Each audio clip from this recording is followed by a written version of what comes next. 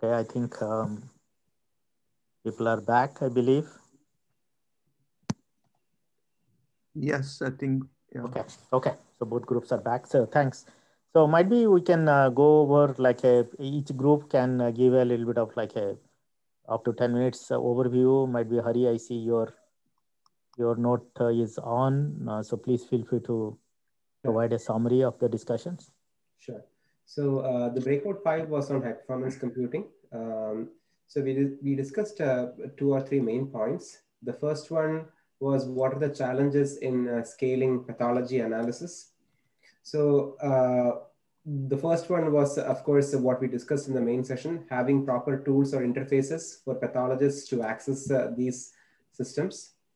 The other question that came up was uh, having the ability to improve or increase the size of the tiles to like even larger numbers. So the proposed model parallelism kind of solutions, which are not constrained by the memory, would potentially help these things.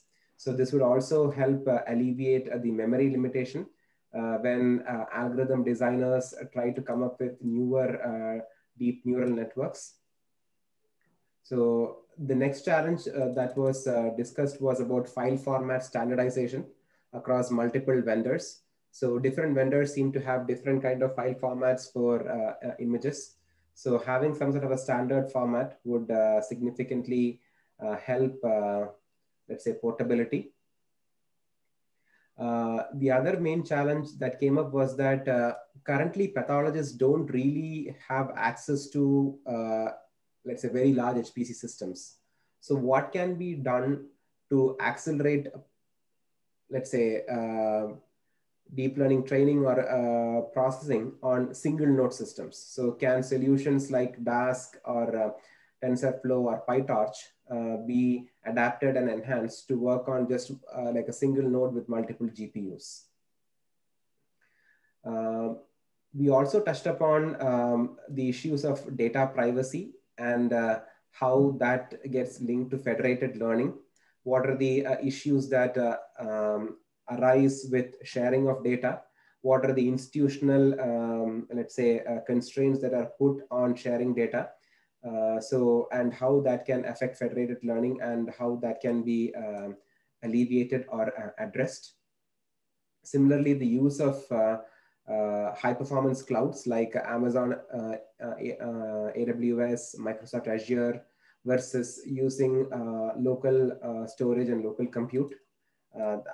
That is an issue that needs to be addressed. And aligned with the data privacy and federated learning is also the restrictions that are there on data sharing.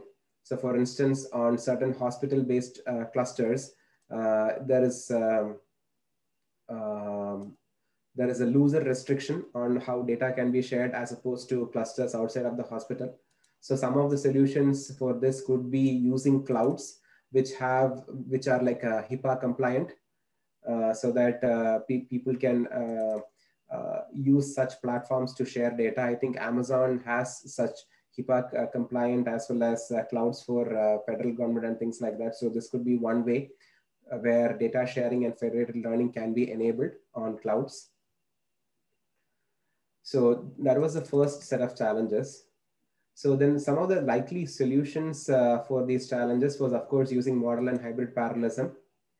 So the other issue that was discussed was the need to create like a large data set. So as I had mentioned earlier, one of the two main issues which drove the resurgence of deep learning was the availability of data sets and the ability to compute or train models on these data sets very fast.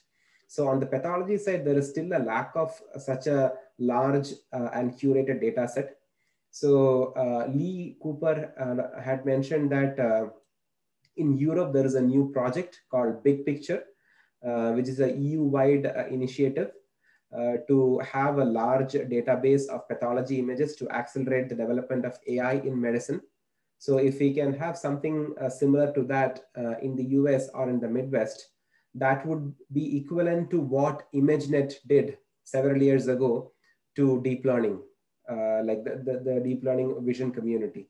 So the availability of ImageNet significantly accelerated the development of deep neural networks. So if we can have something like this in itself would be a good contribution to the community in general. So this was something that was discussed.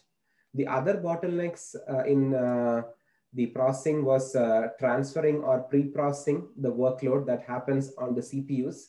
Currently, several activities that needs to be performed before the actual training can start has to be done on the CPU, which leads to certain bottlenecks. So these bottlenecks needs to be identified, and let's say solutions needs to be proposed to ensure that the pipeline all the way from the storage to the GPU is smooth and without any hiccups. So finally, the point that was discussed was the role of big HPC in computational pathology. So one potential solution was to, just like a cloud, to build a joint cluster among consortium members. Of course, this would have a problem of privacy and cost, but of course, this would be a huge benefit to the consortium. And a viable alternative for this would be HIPAA compliant clouds, like the ones that Amazon or Microsoft have right now. So this could potentially act as a playground for different consortium members to collaborate with each other in an environment that honors privacy, security, and data sharing.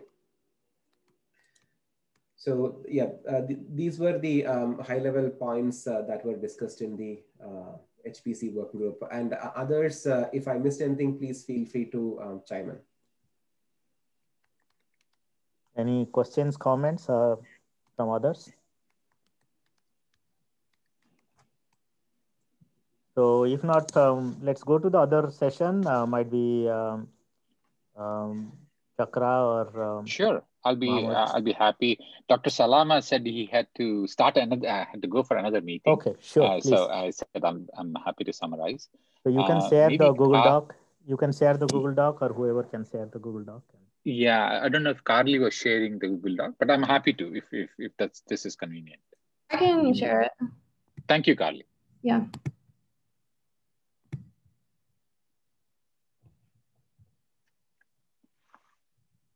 Can you see it? Mm-hmm.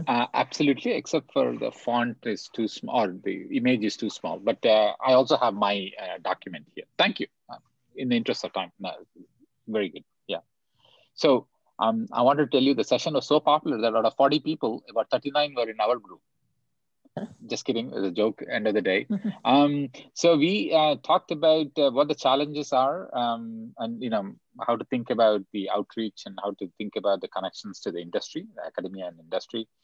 And then I think there were a couple of big points that came up, what challenges both the academia and the industry are facing from the side of the academia, what can they do? And how will the outreach impact computational pathology, and what are the pain points for the pathologist, and what sort of applications would be the key to buy into this AI? And I think, and I'll mention a few more things that came up, and to what extent is digital pathology actually being used in practice, and are there some use cases that are more prevalent than the others? Okay, so the first one, what challenges? From the academia point of view, I think the licensing technology offices have their own hold on how to think about IP or the technology transfer offices. And maybe in the meetings in the future, we could bring some of them into these meetings just to have them appreciate how things are going. And I know at Pitt, I know people who would be very interested in participating in a discussion like this. And I think Dr. Salama and others have mentioned that it's also not that there's a huge gap in pathologists actually having a background in thinking about IP and what constitutes as an IP, and what can go into commercialization. And that sort of an education is not only needed for the it would be great to have the pathologists think about these things, but also for the non-pathologists, for people like me, I had to struggle to understand these things. And so, and then more partnerships between academia and industry for obvious reasons, not just data sharing, but also putting things in clinical practice and how it clinical or pathology practice, and how the application and the attitudes might actually change because of that. And then also need strong communities and support for commercialization efforts, which means applying for SBIR grants, but mostly and definitely revolving around funding and just making a lot of noise. And I think that's a message that Mike was putting out, and so did others. There's always the issue of the cost of the systems.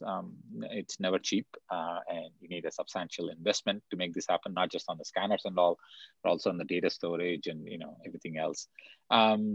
And in one of the other things that came out is that we need more of these studies, market-driven studies that basically say how much of a benefit did AI really have on the payer, and how does it impact? And having lots of infrastructures and access to data sets never hurts to have more competitions, I would imagine. But competitions that are relevant to the practice, and there have been some. They've been happening a lot in the last couple of years as well. And in terms of what academia can do, again, a lot of grant writing for sure, and just thinking about how to introduce AI and technology necessarily to say pathologists that maybe 1/3 to 1/2 of the groups may or may not be inclined to even think about technology, and how do you convince them, or at least facilitate some sort of a dialogue with them, and then just understanding a lot of I would imagine the last bullet is meant to say that just need for a lot of dialogue between all the concerned parties. How will outreach impact computational pathology? I think there are try to increase adoption. So I think the discussion was that since computational pathology is new, I think there just has to be a lot more convincing that needs to be done to make it to make it happen. And I think understanding the pain points of this entire process, I think it's a huge education for anybody who's interested in this. And I think I'm sure folks like Anil can actually offer a whole class on that, just talking about the pain points.